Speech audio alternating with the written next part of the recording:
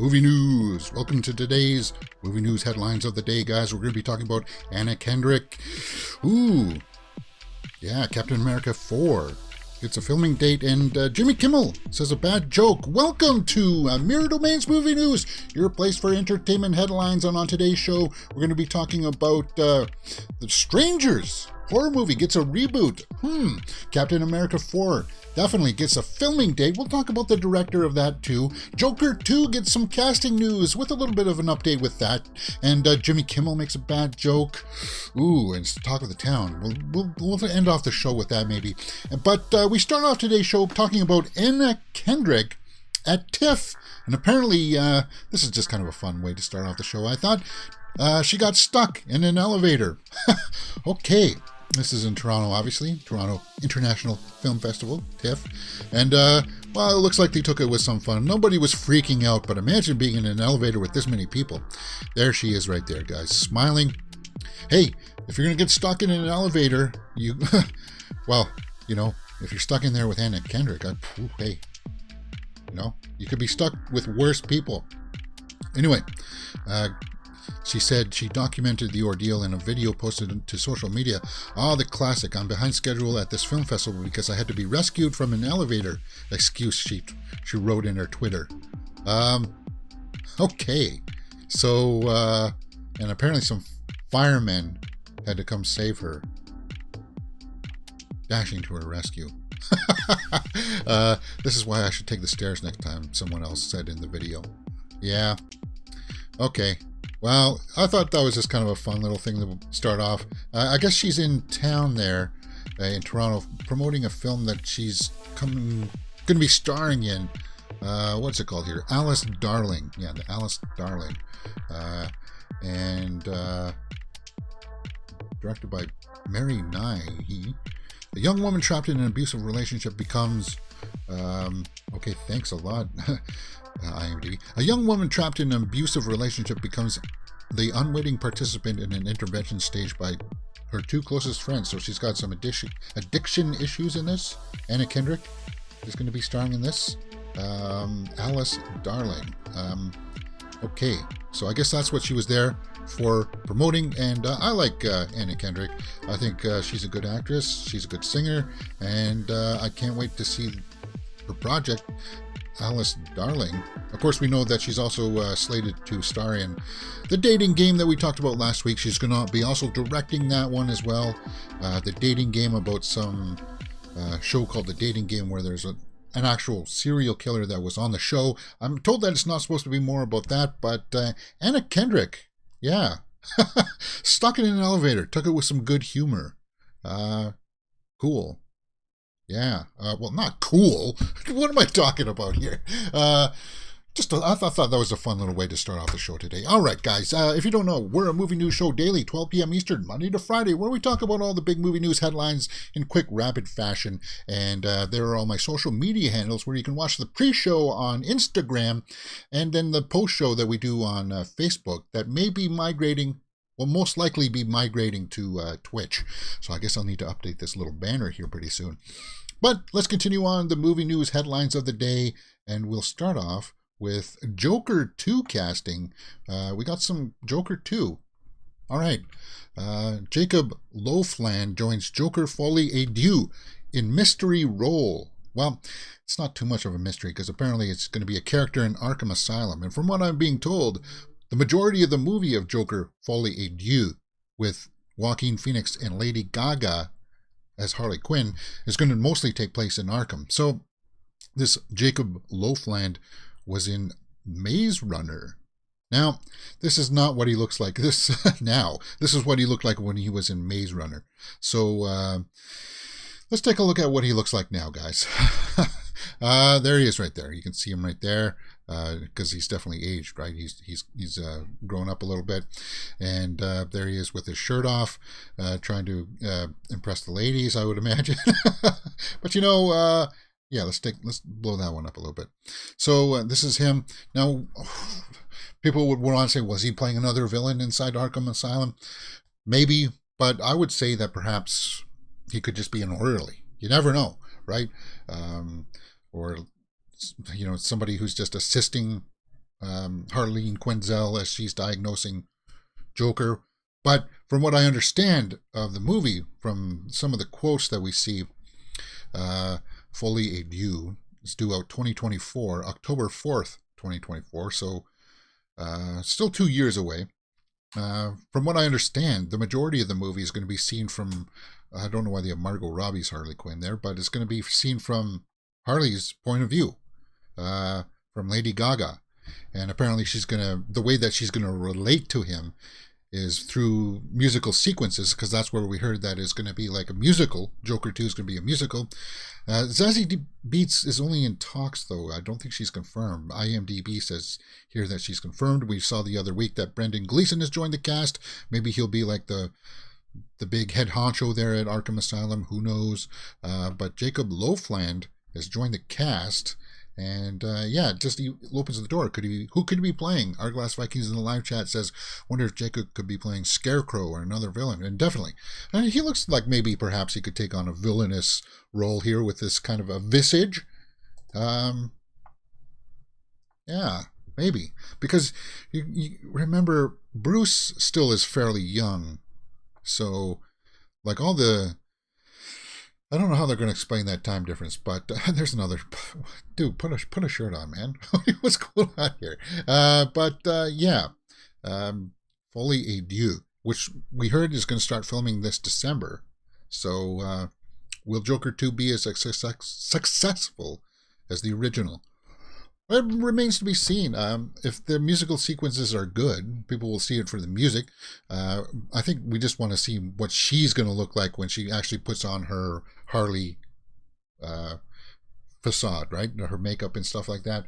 Because it sounds, in this version of Joker, they don't get like a chemical bath, right? Neither of them. So we'll have to see how that pans out. And I'm sure if it's going to be just musical numbers when she's interacting with him, like that's how they get their shared psychosis. They bond through their musical numbers.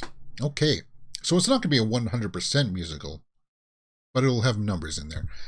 Hey, you got Lady Gaga, you know she can sing, but Jacob Loafland joins the cast, and I think, okay. I think people will be on board with that. What do you guys think? Let me know in the comments below, and we will talk about it. Let's move on to Black Adam and Amanda Waller. And what does that mean for the Justice League? All right, this was up today. So where's the Justice League during Black Adam?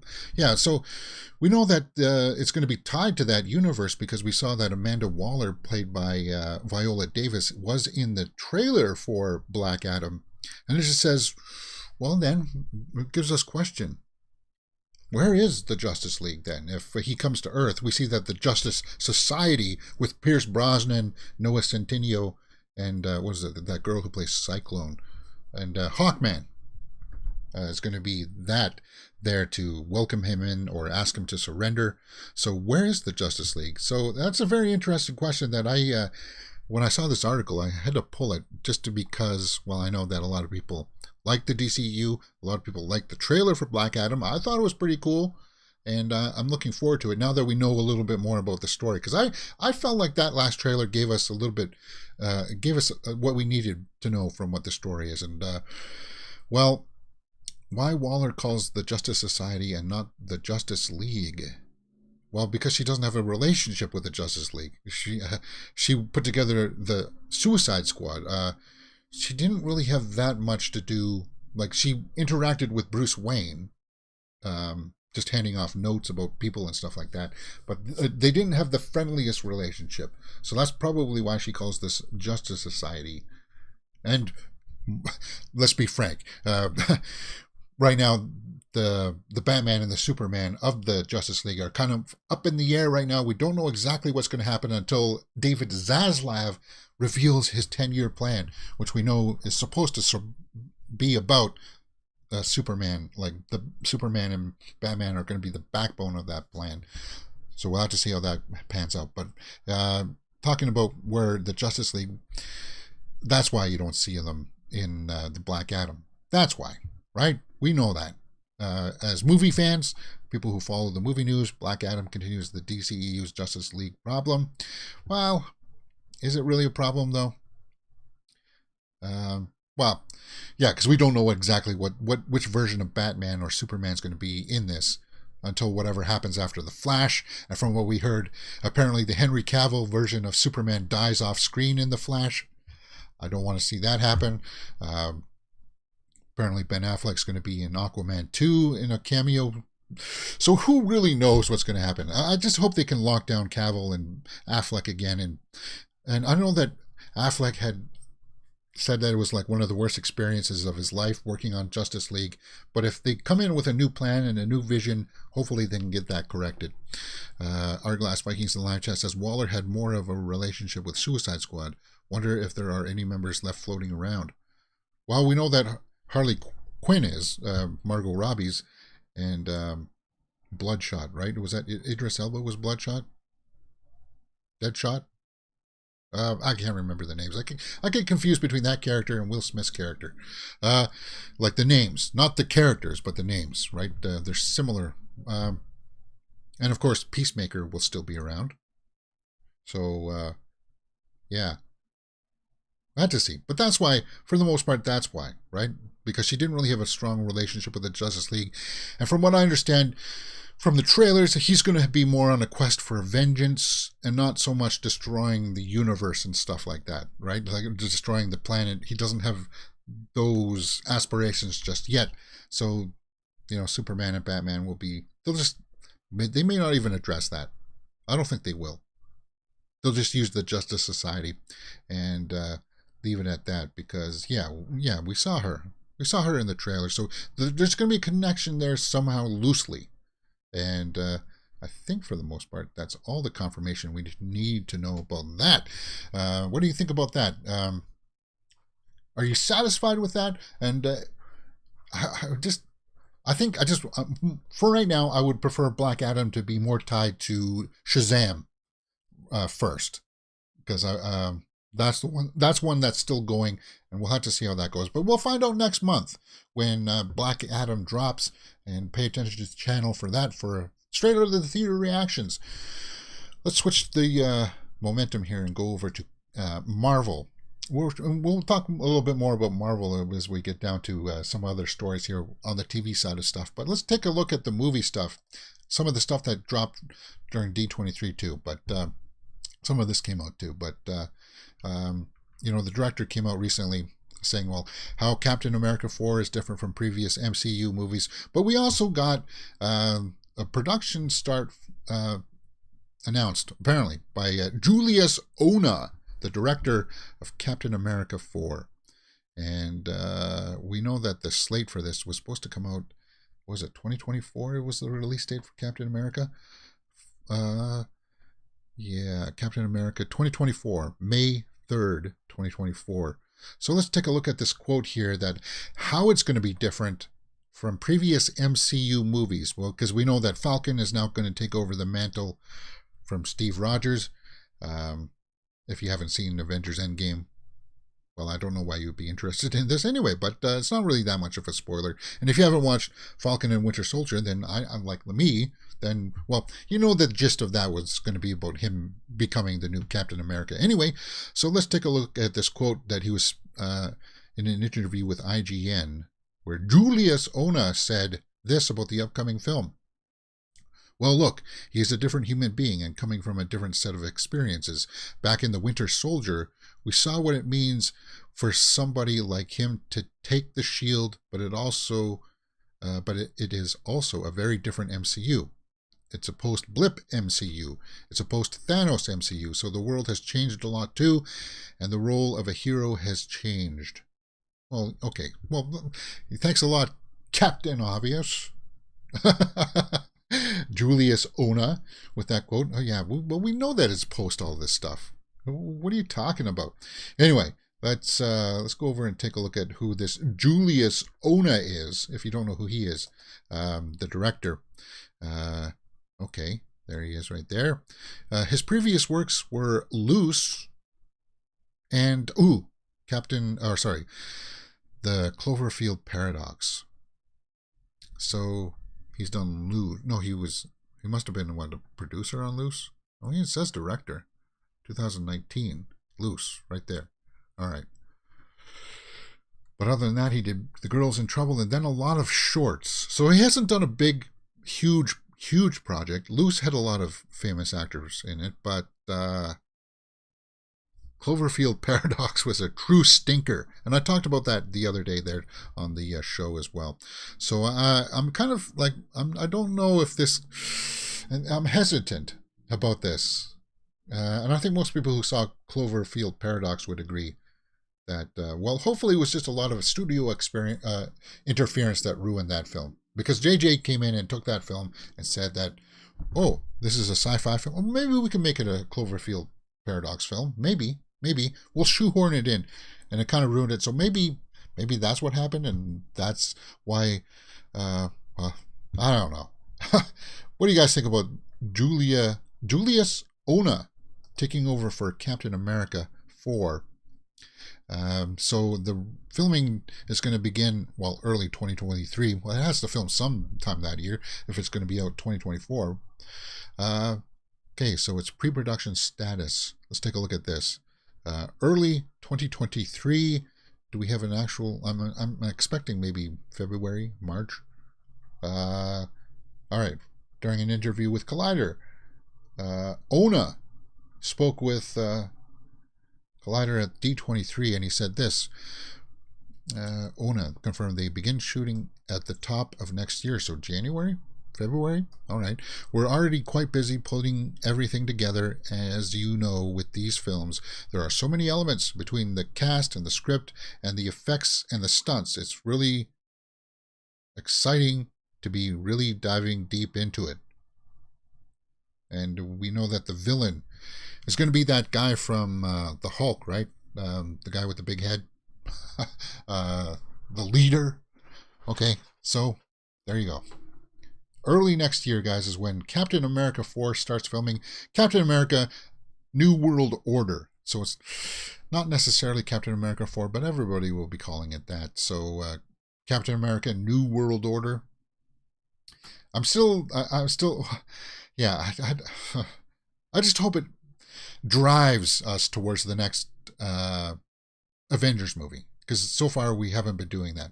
That's all I pretty much want from this next phase of the MCU. Arglass Vikings in the live chat says, so Julius Ona is saying the threat isn't as formidable as Thanos, out of the way so a non-enhanced human can handle the current situation. And yeah, and if that leader guy with the big head may just have a sinister plan to maybe, I don't know, take over a building or something, take over a city, and this version of Captain America has to thwart that.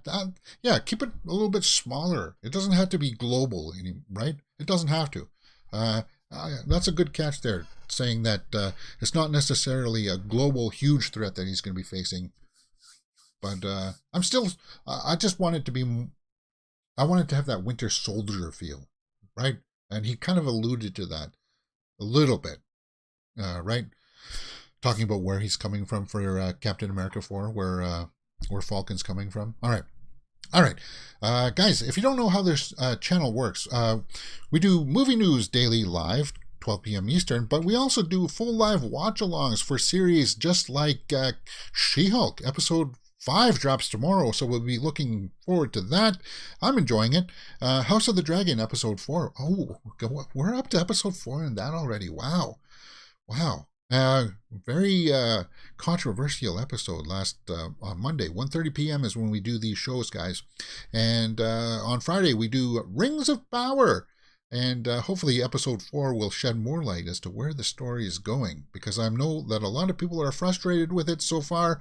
And on the weekends, we do the Horror Weekly Roundup, where we talk about all the big horror movie news headlines that drop. And that's 12 p.m. on Saturdays. And of course, we do the movie news show there daily during the week.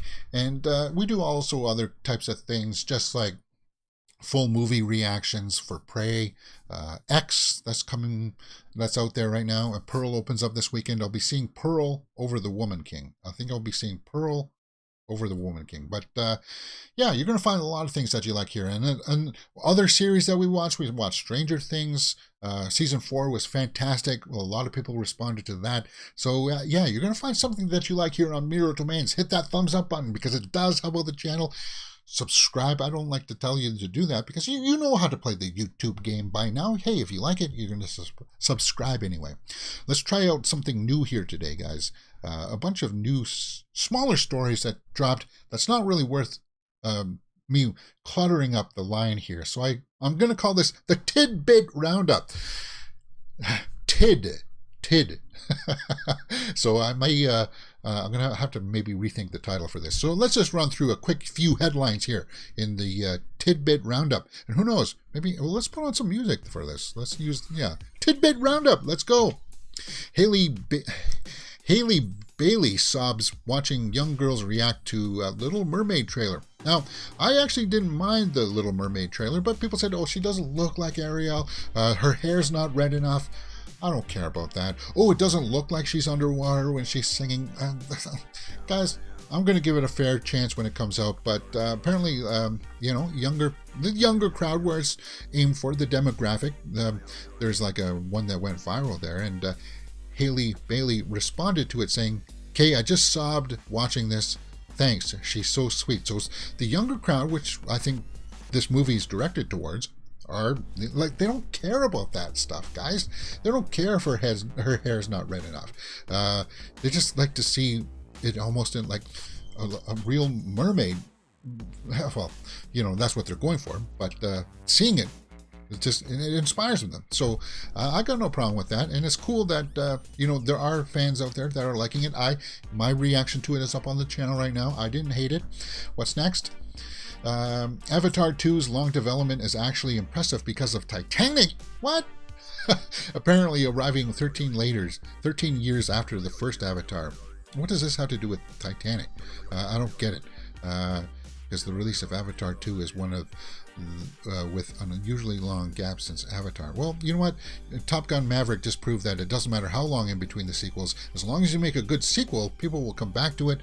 I trust Cameron. This article is just kind of trying to make a comparison with Titanic that I don't understand. Titanic, Cameron broke his own Avatar, surpassing Titanic. Oh, because of the money issue, right? They think that Avatar will make as much as Titanic. I don't know about that. I mean, Cameron had twice the challenge in building Avatar 2. What do you mean? What are you talking about? It's mostly all in the computer. It's all CG surroundings and such. It's mostly just the immersiveness of the so-called underwater motion capture. And you heard me rag on about this, but something about this article that jumped out at me was this. Avatar 2 is an outlier even in his own filmography, is setting up the succession of the admittedly risky Avatar sequels with groundbreaking CGI and a collective budget of $1 billion for Avatar: The Way of Water. And the third one, apparently they shot 2 and 3 back to back. So the third one is apparently, from what I hear, is done. But $1 billion? I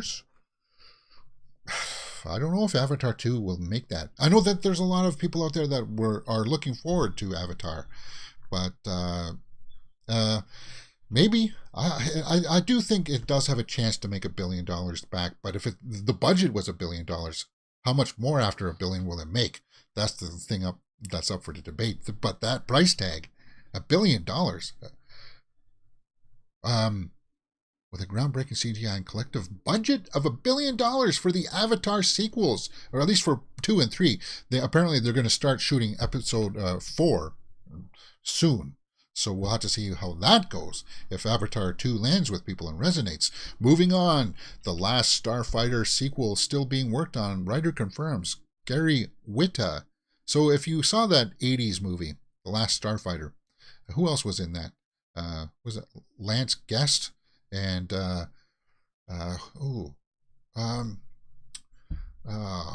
guy from Jaws 3, Calvin Bouchard. Anyway, who cares? Gary White. So he's going to be apparently writing this sequel. So it's not going to be a reboot. They should just do a reboot. but apparently it's going to be a sequel. And they could tap into that. Basically, it was a story about this guy who plays a video game and the arcade game. And this arcade game was used as a recruitment device to hire pilots to fight in this star battle, star fighting. So that was a cool idea, and they could definitely bring that up to date with streamers nowadays playing video games. Gary Whitta says in a tweet, "No, to be honest, there's a decent chance it never happens. But if it doesn't, it won't be for the lack of effort on my and John's part, because apparently they're working on the script." Yeah, Louis Gossett Jr. was in it as well, right? Yeah. To be honest, there was a decent chance it never happens, but yeah. So he's still working. There's still a script out there that he's toiling around with. It really depends if somebody else will pick it up, the rights to actually, develop it. And yeah. Okay. Last Starfighter. Could there be a Starfighter 2? Who knows? Lance Guest. That's what his name was, right? He was in Jaws 4. Then oddly enough, Luke Gossett Jr. was in Jaws 3. I see a connection there. Do you? All right. Let's move on to some more tidbits here. Just some quick ones here. This is not really a big story, guys. The next Bond movie should be directed by a woman, says Sam Mendes. Well, Sam Mendes, hey, it's just an opinion. He directed 2 of them, right? He directed Casino Royale and Skyfall. So he says that, well, whenever they come around to making a next James Bond movie, a woman should take it over. Let's see his quote here that he was in an interview with Deadline. Mendes says, "I don't envy Barbara having to follow Daniel's 5 movies. He reinvigorated the franchise, but the franchise is so huge that it's very difficult for a younger actor to step into that." And I think that's what they wanted to go for, is a younger James Bond. Let me rephrase that, he says. "I think that the actor playing Bond is going to evolve. The director has to evolve." What? What are you talking about there, man? I think it would be wonderful to see a woman directing Bond. I think it would be wonderful. Okay, well, yeah. Hey, you get a talented woman to direct it, that'd be cool too. I think maybe he's just trying to say that they got to change his character.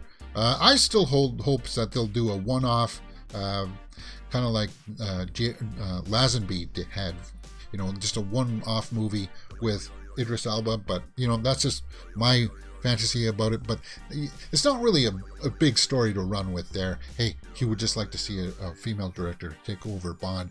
As we heard, they're going to try to retool it, find a new way to tell Bond to the younger audiences of today. I think, oh no, we still got a few more stories in the tidbit, guys. We got a new poster for The Menu. The Menu. Ray Fiennes, Anya Taylor-Joy, and Nicholas Hoult. New poster. Okay. Only in theaters. November 18th. New poster. Okay. Yeah, The Menu. We saw the trailers for this. I thought it looked pretty cool. I guess he invites all of these high-class people to his island to have a dinner, and then they end up hunting them, from what I understand. Who knows if they end up eating them, but it looks like it's going to be vicious, and I'm looking forward to that. A new poster also came out for Violent Night. What the heck is this? David Harbour as a murderous Santa Claus. Is it murderous? Only in theaters December 2nd. What is this? Violent Night. When a group of mercenaries attack the estate of a wealthy family, Santa Claus must step in to save the day in Christmas. Okay, so David Harbour's the good guy. I guess mercenaries come and attack an estate of a wealthy family. So he must come in and wreck shop, set the business straight. Beverly D'Angelo, we haven't seen her in a long time, since like the vacation movies. John Leguizamo, he's going to be in The Menu. Okay. All right, so a bunch of mercenaries take over a house. David Harbour as Santa Claus comes in to save the day. That might have a cheekiness to it that I might want to check out. Maybe we'll get a trailer for that soon. And I think that is it for our little tidbit section, guys. I know I went through that a little bit fast. I apologize for that, but that's the way it's meant to be. What do you think about some of those headlines? Let's take some live chats here. Our Glass Viking says, it'll all be in the merchandise. Is James Cameron's merch savvy? Yeah, it could be for Avatar, for the Avatar. Yeah. Love the Last Starfighter. Great knowledge there, James. Yeah. It's been a while since I've seen it. Well, it's not playing on any streaming service. I like the ship designs and stuff like that. I did. A double 00 series would be good. Idris could play another 00 agent even. Yeah, maybe. Who knows? We'll have to see where they go with that and which direction they want to move with that. That has a Die Hard Christmas written all over it. Yeah, the Violent Night, Die Hard Christmas. David Harbour. And you know what? I am looking forward to him in the Thunderbolts movie, for sure. So we'll be taking a look for that. A Violent Night. All right, let's talk about The Strangers reboot. Apparently, The Strangers is going to get a reboot. What the heck's going on here? The Strangers horror movie remake begins filming. So it's already started production. Okay, and this is going to be directed by Rennie Harlin? Wait, hold on here. Seriously? Starring Madisynn Petch. Do I know her? Guys, if you haven't watched The Strangers, the first one had Liv Tyler, Scott Speedman. It's a home invasion. So Madisynn Petch. Do I know this actress? Doesn't look all that familiar. Well, she's a redhead. What has she been in here? Riverdale. So okay. So she was in Riverdale. So it's begun filming. And apparently it's going to be part of a trilogy. And she's going to star in all three of them? Or is she just going to be fodder for the first one? The Strangers was written and directed by... Okay, we don't need to see that one. But apparently this new one is going to be Rennie Harlin. Lionsgate announced that The Strangers remake has entered production with Rennie Harlin directing. Okay. Rennie Harlin, obviously, well, they give him the Nightmare on Elm Street 4 credit there, but he also did things like Cliffhanger, with Sylvester Stallone, and that horrible Pirates movie with Gina Davis. But anyway, he's got a quote here. Is there a quote here from Rennie Harlin talking about this? Yeah, there's the three people. It's a home invasion. People come to their house to kill them at night. My mother instilled the love for movies in me through the world of Hitchcock and other masters of suspense and horror.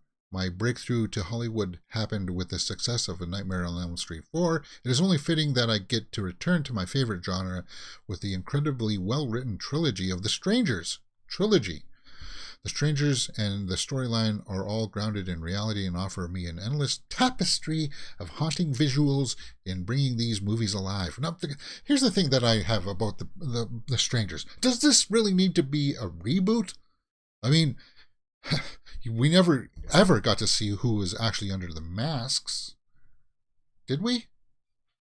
I'm just trying to think about that pool scene in Strangers Prey by Night with Christina Hendricks.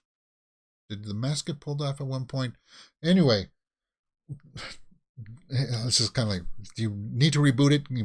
It's I'm sure the remake is just going to be them invading another house. And that's what would happen in a sequel anyway. Do you need to remake it? It's planned as a trilogy, so they got maybe like a big arc that they're going to go over.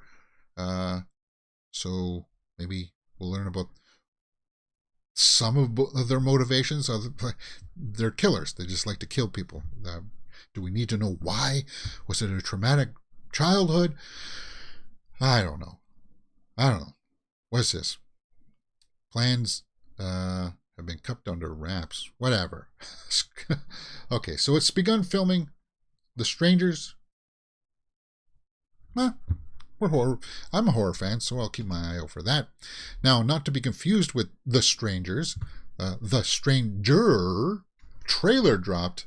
The Stranger trailer dropped a Netflix film with Joel Edgerton and Sean, what's his name? Sean Harris. You'll recognize him. He was the bad guy in Mission Impossible there with Henry Cavill, that one. He was the bad guy in that. Joel Edgerton, we just saw him in return as Uncle Owen in the Obi-Wan series. We did a full live watch along here on the channel. Okay, so this is a Netflix movie, and I just realized the poster here is two of their faces. They look kind of similar, eh? Because the one side is Jared Harris and the other's Joel Edgerton. The synopsis reads, two men who meet on a plane and strike up a conversation that turns into friendship. Okay, for Henry Teague, worn down by a lifetime of physical labor and crime, this is a dream come true. What? Huh? October 19th. And I watched the trailer. And I got from it that it's very much a slow burn. Very much a slow burn. Okay, so it's just him. Joel Edgerton is the main character. Yeah, I guess he's got family problems. The cinematography looks like it's that dull gray color palette. Washed out, very washed out.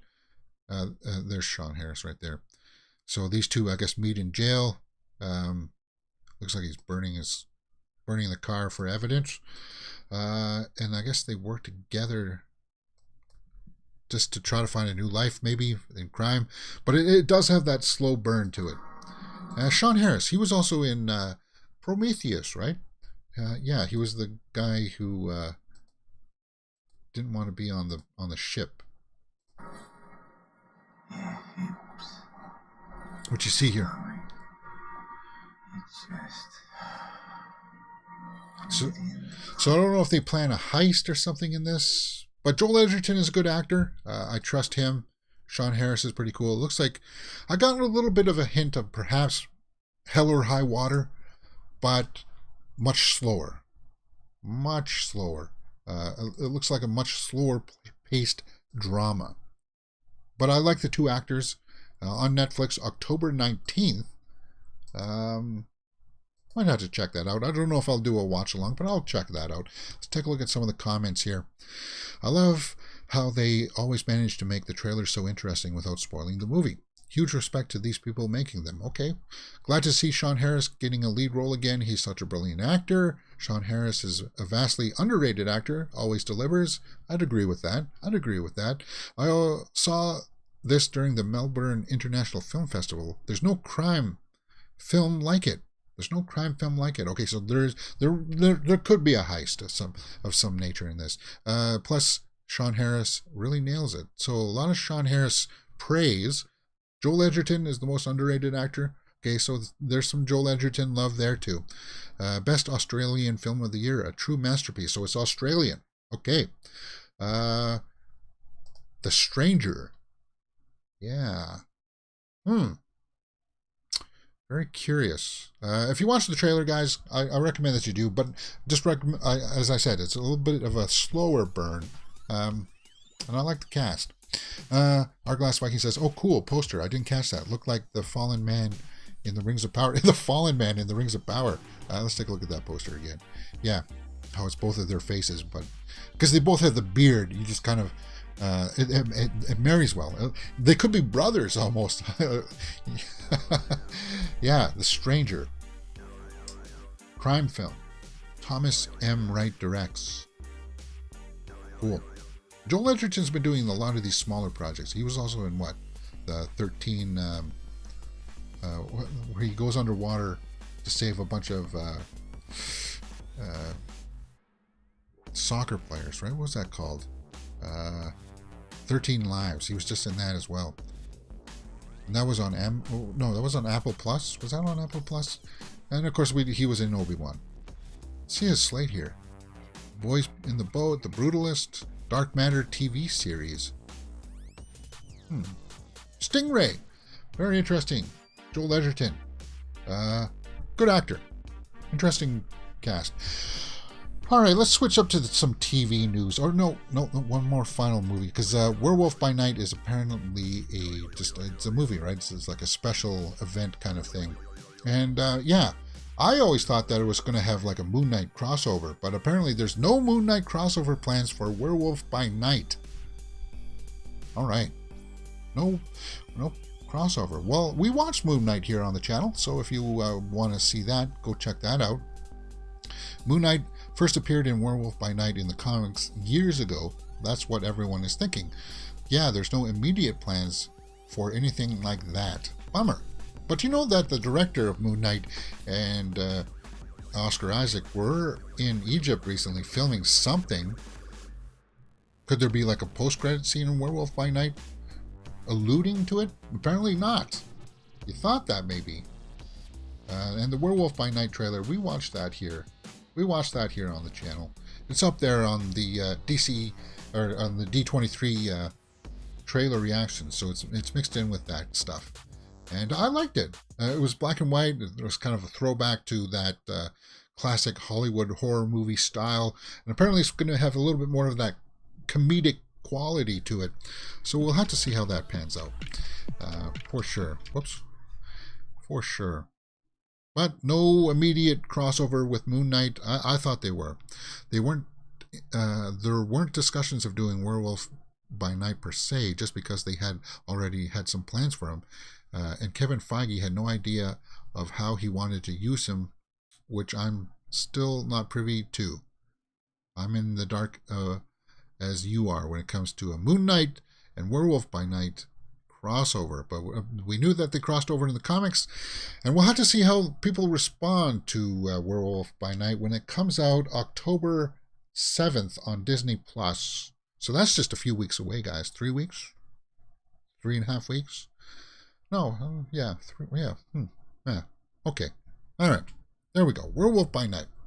And keeping with the MCU TV show stuff, guys, Benedict Wong has a big article up on Hollywood Reporter and an interview, and he says the Wong Cinematic Universe. It's not the MCU anymore. It's now the Wong Cinematic Universe, and this is an interesting interview. I recommend that you go check it out if you're a fan of it. On last year's red carpet No Way Home, Wong revealed that Marvel head Kevin Feige emailed him saying that the franchise was fast becoming the WCEU, or the Wong Cinematic Universe, because Wong is definitely appearing in a lot of stuff. He was in Doctor Strange 2. He was in at the end of Shang-Chi. He's in She-Hulk.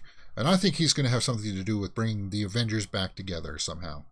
I think he's going to be involved with that. And they just go in to talk about some of his roles in here of being in the MCU. I recommend that you go read this if you like Benedict Wong. And when do you think when things do explode on Twitter, do you ever pay attention to that kind of stuff? Yeah, they do. Yeah, I think he does. So in She-Hulk episode 4, we also see Madisynn, played by Patty Guggenheim, who comes unlikely friends with the Sorcerer Supreme. Through that, we get to see your character in a different setting, just chilling at home watching Sopranos. Was that fun for you to explore a side of him we haven't seen before? And he says, it is, isn't it? It's kind of a window into Wong's world. And that actress, Patty Guggenheim, took to her social media to post a fan mock-up poster of Madisynn and Wongers, a spin-off show. Now, obviously this show isn't in the works or anything like that, but I thought that was a lot of fun. I saw this and I laughed. I chuckled because a lot of people have responded to Madisynn. Case closed. Yeah, you know what? I definitely want to make a soundbite of that. I have to. I wish I had the soundbite for that. I need to somehow make a sound panel, and Case Closed will be on that for sure. But yeah, they talk about She-Hulk a lot in this. There's a movement among fans for a Wong series. Is that something you're still hoping for as well? You know, a lot of people said that. He says, yeah, I could certainly think of some ideas, but hey, it's not for me to push that. I think there's a call there for a Wong series, especially if he's going to put together he's going to be at least part of the next Avengers anyway. They can't kill him off. And he's the Sorcerer Supreme now, right? Because, Stephen Strange is off doing some weird other things with God knows what in the multiverse. So we'll have to see how this all pans out. There was another article about She-Hulk and how Abomination kind of got neutered.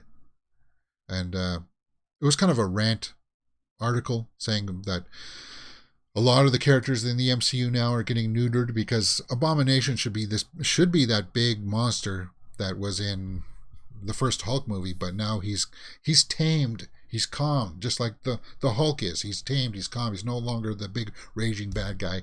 And I could have elaborated on this, but I think some people else out there I'll leave that to them to get angry and shocked over it. I like Tim Roth back. We got to see him back. I wasn't a huge fan of the flippers on his head, but hey, it is what it is. I like it in She-Hulk, so yeah, there's that article. But a Madisynn and Wongers series, guys. I posted this picture up on my YouTube page as well.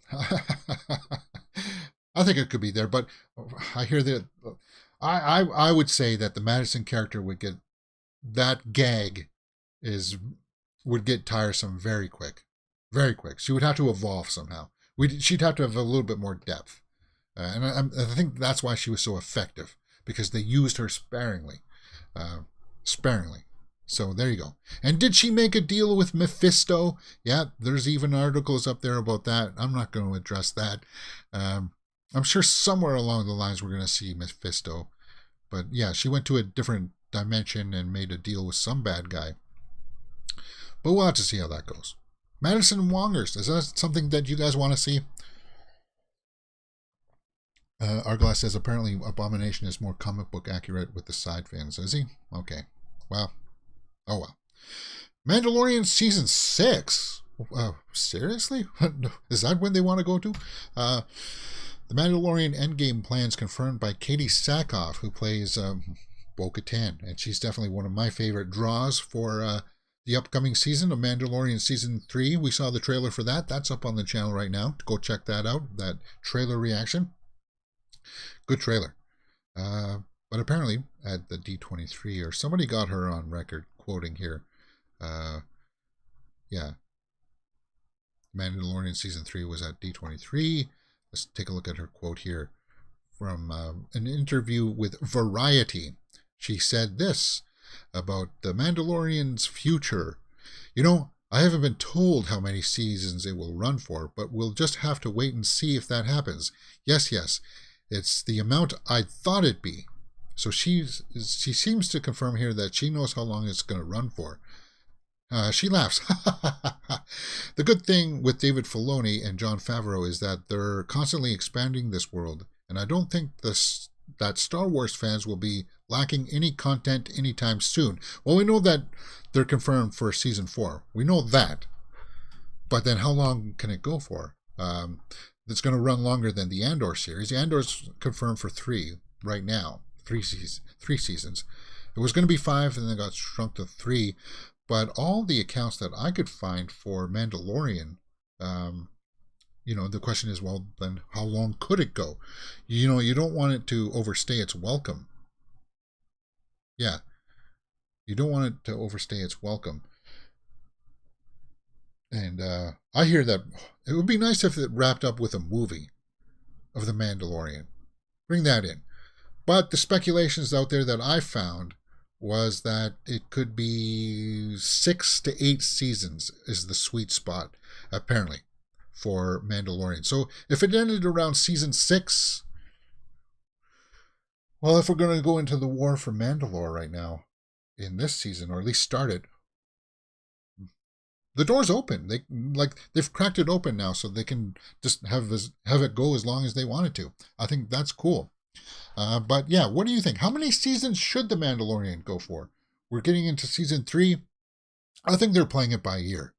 They're just going to go one season at a time. The demand for the Mandalorian, Mando, and Grogu is still strong. People want to see it. Still going to get huge ratings numbers. So going to season 6 or season 8, perhaps. Artglass says, yeah, Mandalorian could work like Serenity and Firefly, big movie finale. And I think a lot of people would like to see that play out, for sure. All right, just a few more stories here before we get to the Kimmel one. I don't want to address this because we did watch House of the Dragon. We are watching it. It's not... I mean, this is a mild spoiler. So I had to do this for myself, more or less. Yeah, in the last episode, he had a dagger that he was sterilizing, and I was like, when you watch it, my full live watch along, you'll see that I was like, well, is that the dagger that killed the Night King? The cat's paw dagger, and apparently it is. Apparently it is. So yeah, because there was something about this, the shape of it. I was like, it looks very familiar. So they are making ties to the original Game of Thrones series with little things with props. Not too much with the story. They try to give a little bit of background in the episode as to where the dagger came from. They allude to some of the previous owners, and then they say that the history gets lost after a certain time. And there's Daenerys. There's Rhaenyra. Definitely one of my favorite characters so far. And I hear that some people don't like her, which is kind of weird because I liked her. What she does in episode 4, though, I'm kind of like, ooh. Sorry. Okay, so he inscribed from my, it had an engraving on it that showed up when it was heated. Right, in the fire from my blood comes the prince that was promised, and his will be the song of ice and fire. And that was the tip that made me say, is it the one that kills the Night King? And there's a better shot of it there. Yeah, because there's writing that comes up along here, right? Very Rings of Power-ish too, right? Well, whatever. We don't talk about that series too much. Anyway. Did Rhaegar Targaryen have the Valyrian steel dagger before Game of Thrones? Did he? Huh. That was the brother of Daenerys, right? The one that actually got the metal crown. Compliments of Aquaman. Yeah. Anyway, what's going on here? And then Robert Baratheon got that. I need to rewatch. I'll have to go through and skim through the Game of Thrones series again because it was a good series. I was late to the party to it. But anyway, now we know where that day. It's just for my confirmation, guys. It's my show. I can talk about what I want to for my confirmation. And if you're watching it, yeah. Let's talk about the big story that everybody's been Googling out there, and that's the Jimmy Kimmel slammed for laying down on stage during Quinta Brunson's Emmy speech. Now, the Emmys did happen on Monday, so when we talked about this yesterday, we went through the winners and the losers, but apparently there's been fallout now for Kimmel because he was dragged out on stage by the guy who voices the Lego Batman. And he just laid there for the entire acceptance speech. I'm not going to play it here. He just laid there on the ground, and it was kind of classless. I think that was kind of classless. Hey, okay, it's a gag that you get dragged out there to have her come up before the speech, then get up. But he laid there for the entire thing because apparently, before this award was announced, the late night talk show award was given out, and to some guy I never heard of, John Oliver or something. I don't watch the late night talk show, guys. Come on. I'm either watching sports or I'm online watching YouTube. Anyway, Yeah, that's kind of classless of him. But some people said that because he lost, he hit the margarita table or something into the skinny margarita. So maybe he lost his judgment a little bit. The gang continued with Will Arnett. That's what, right? Will Arnett dragged him out. And apparently, people are up in arms, saying, wagging their fingers at Jimmy Kimmel for this, and it's an outrage. It's atrocious. Uh, Everybody's going to be talking about it, and I should make a short about it, but I really don't care. Because I don't, I'm sorry. The Emmys, yeah. If I wanted to draw views to the channel and draw views to this story, I don't know. I don't even know if I'm going to make a short today. I don't know what a short there's been really nothing that I could do a short on. I should. It's weird though. The shorts game is kind of weird because yesterday I did the Taylor Swift one. It spiked up like this, and then it plateaued, and it never if something's going up so fast, you would think that it would at least go up a little bit more later on, but it didn't. So it went up, it died. But I'll figure out the shorts game, guys. Don't worry, I'll figure out the shorts game because it's drawing views to the channel. It's actually drawing subscribers to the channel, which is good, and hopefully more people will join the live chat too when we get going here. All right, I think that's it for today, right? We're about 12:56, and that's about the right time. We'll pull up the old Twitterverse here and figure what's going on, if there's any big, huge headlines that perhaps I missed, and we'll round out the day there. Yeah, I can't see too much more that I missed. And if it did, it's a 24-hour news cycle. We'll talk about it tomorrow. Let's see what some of the headlines here are that perhaps maybe we're talking about.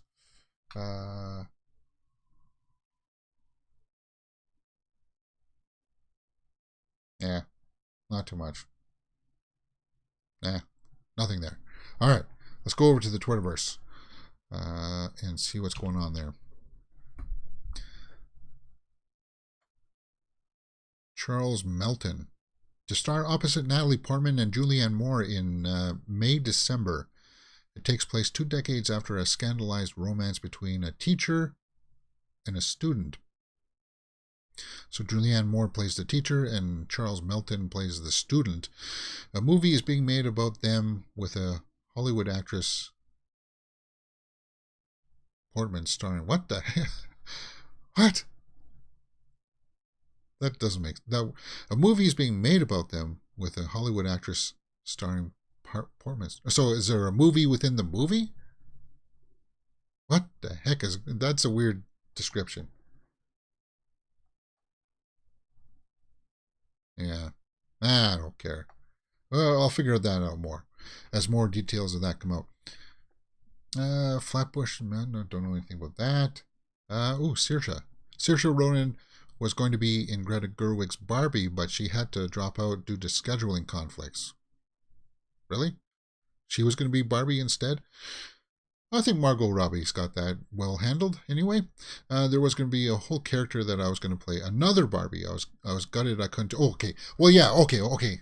Yeah. So it still would have been Margot Robbie as Barbie, the main Barbie. But we hear that there's multiple Barbies and multiple Kens. Like, how in the toys had Malibu Barbie and stuff like that. Apparently they're going to go with that route. And if Saoirse Ronan was going to play a different version of Barbie, that would have been cool. I would have been up for that, but apparently that didn't happen due to scheduling conflicts. Bummer. Okay. All right. I don't know what that is. Trailer for Rami season 3. Don't know what that is. There's the poster for Violent Night. New clip from Goodnight Mommy. A Prime Video that comes out September. There's the new menu poster. Yeah, we've seen that. Diego Luna. We're going to see him as Andor, guys. December 23rd? December 23rd, right? Or 21st. Next week. Oh, God. Next Wednesday, guys, is when we're going to be watching Andor. And next Wednesday, there may be no movie news. Because if it's 3 episodes, we're going to be streaming for 3 episodes of Andor. Ooh. 1 week away. 1 week away from Andor. There's Diego Luna. Okay, Coleman Domingo. That's Brand from Fear the Walking Dead, right? All right. Not too much else here, guys. Nothing else jumps out at me. House of the Dragon episode 4 viewership was up 5%. 5% from the last episode, so it still got strong numbers. And this is the scene that I was like, ew. That's slightly spoilerish there, though. The Strangers, Madeline Petch, and Froy Gutierrez. Okay, so we got Gutierrez now joining The Strangers. Reboot, directed by Rennie Harlan. The film will follow a couple driving cross-country when their car breaks down and they are forced to spend the night at a secluded Airbnb. Oh, God. That's just like Barbarian then, right? That's the synopsis of Barbarian. What the heck?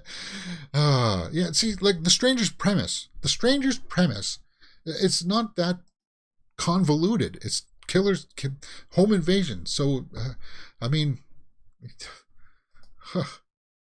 do you really need to reboot it?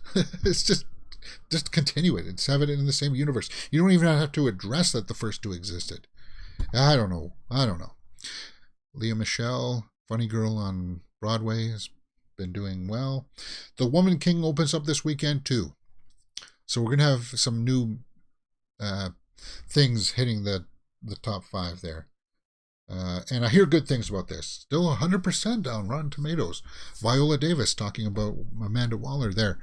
Looking forward to that. But right now, as of right now, guys, I'm prioritizing Pearl over The Woman King. That's because I like X. That's because I'm a horror fan. I'll see both of them eventually. Maybe next week I'll see it on Cheap Tuesday. The Woman King. Don't Worry, Darling hits September 23rd. Okay, so yeah, that's what I was confused with. Next weekend, and then Woman King comes out this week, and then Don't Worry, Darling next week.